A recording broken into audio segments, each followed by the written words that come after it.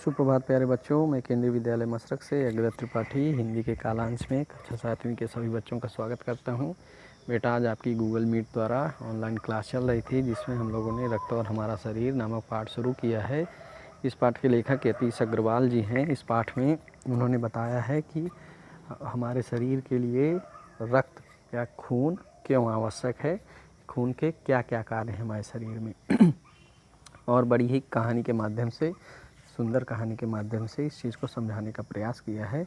इस कहानी में एक लड़का है अनिल, उसकी एक छोटी बहन दिव्या है, जिसको कि कमज़ोरी है और वो उसे इस थकान महसूस होती है, भूख नहीं लगती और किसी काम में मन नहीं लगता। तो वो डॉक्टर के पास उसे दिखाने ले जाता है। डॉक्टर उसको देखते हैं और कहते हैं खून की जाँच करानी पड़ेगी। उसको खून की जांच कराने एक जगह भेजते हैं। तो वहाँ जो खून की जांच करती है एक डॉक्टर दीदी, तो वो उसके पहचान की रहती है।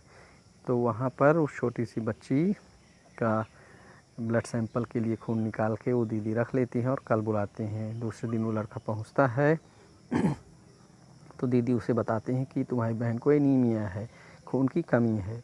तो लड़का बोलता है कि कैसे ठीक होगा। तो डॉक्टर दीदी उसको बताती हैं कि इसके लिए उसे उचित आहार लेना पड़ेगा और ठीक हो जाएगा। तो पूछता है कि दीदी ये एनीमिया क्या है, इसका क्या मतलब है।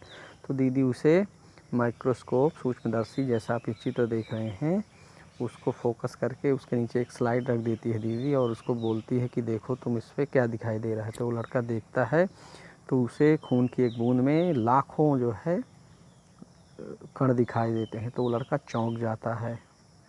और वो खून के जो कण हैं वो किस तरह के हैं, चित्र में आपको दिख रहा है। एक मिठाई होती है बालूशाही, जो गोल गोल होती है, बीच में चपटी होती है, बीच में उस पर दबा हुआ होता है बीच का हिस्सा। तो उस तरह की होती हैं। ऐसा लग रहा है कि मानो छोटी छोटी बहुत सारी बालूशाही रख दी गई हों। लाल रक्त कणिकाएँ बालूशाही की तरह होती हैं। देखिए चित्र में आपको दिख रहा होगा। अच्छा, उसके बाद दीदी बताती है कि लाल रक्त कणिकाएँ रक्त की एक बूंद में लाखों की संख्या इनकी हो सकती है। 40 से 55 लाख कण मिलते हैं 1 मिलीलीटर बूंद में। और इन लाल रक्त कणिकाओं की अधिकता के कारण ही खून लाल दिखाई देता है। और इनका क्या काम है इन लाल रक्त कणिकाओं का, तो शरीर के हर अंग में ये ऑक्सीजन पहुंचाती हैं। और इनका जीवन काल 4 महीने का होता है। 4 महीने के बाद ये नष्ट होना शुरू हो जाती हैं लेकिन एक साथ नष्ट नहीं होती हैं, एक कुछ आज, कुछ कल, कुछ परसों, इस तरह नष्ट होती रहें। तो लड़का फिर पूछता है तो इस तरह अगर ये सब नष्ट हो जाते हैं तो शरीर में बिल्कुल रक्त की कमी हो जाएगी इन कणिकाओं की, लाल रक्त कणिकाओं की। तो दीदी कहती कि नहीं, ऐसा नहीं होता। शरीर के में लाल कण हर समय बनते रहते हैं और जो नष्ट होते हैं उनका स्थान नए ले लेते हैं।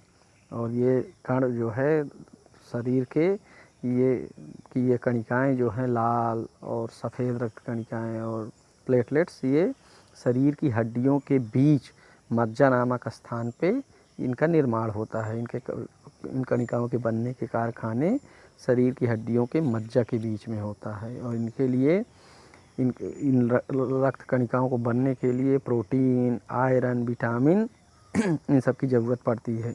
और ये सब कहाँ होते हैं, पौष्टिक आहार में। इसलिए हरी सब्जी, फल, दूध और अंडा, गोश्त, ये सब उपयुक्त मात्रा में लेना चाहिए, जिससे कि शरीर में खून की कमी ना होने पावे।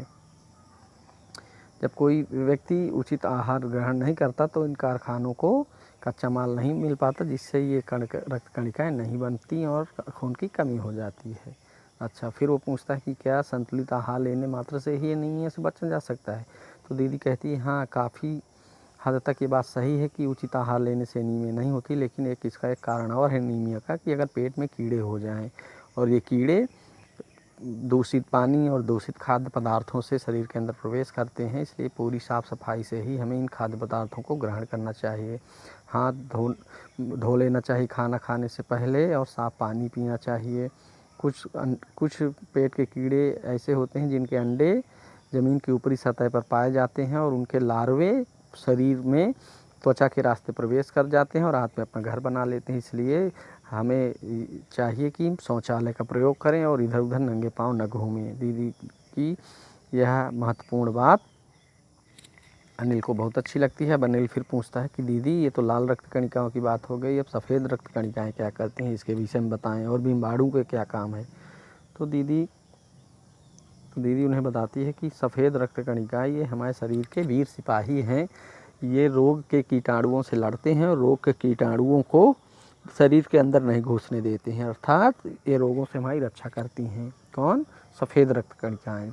और बिम्बाणु क्या करता है? बिम्बाणु यदि कहीं शरीर के किसी स्थान में कोई चोट लग जाए जहाँ से खून बह रहा हो, तो वहाँ शरीर की जो खून है उसके प्लाज्मा में एक तरह की प्रोटीन होती है जो कि शरीर की उसी कटी फटी दीवार पे मकड़ी के जाले के समान एक जाल बना लेती है, और बिम्बाणु या प्लेटलेट्स उससे जाके चिपक जाते हैं, जिससे कि खून का निकलना बाहर बंद हो जाता है। इस तरह ये प्लेटलेट्स चोट के स्थान से खून को बाहर निकलने से रोकता है। इस तरह ये भी शरीर के लिए बहुत आवश्यक है। अगर ये प्लेटलेट्स ना हो तो अगर किसी स्थान पे हमें चोट लग जाए तो वहाँ से शरीर का सारा खून बह जाए और व्यक्ति की मौत हो सकती है।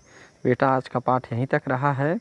इस वीडियो के माध्यम से आप जो बच्चे आज गूगल मीट पे नहीं जुड़ पाए हैं वो भी इस पाठ को समझने का प्रयास करेंगे। अगला जब भी नया पीरियड होगा तो उस पर सभी बच्चे जुड़ने का प्रयास करेंगे। इस पाठ में जहाँ तक अभी मैंने समझाया आपको, यदि कोई समस्या हो तो आप मुझे संपर्क करेंगे।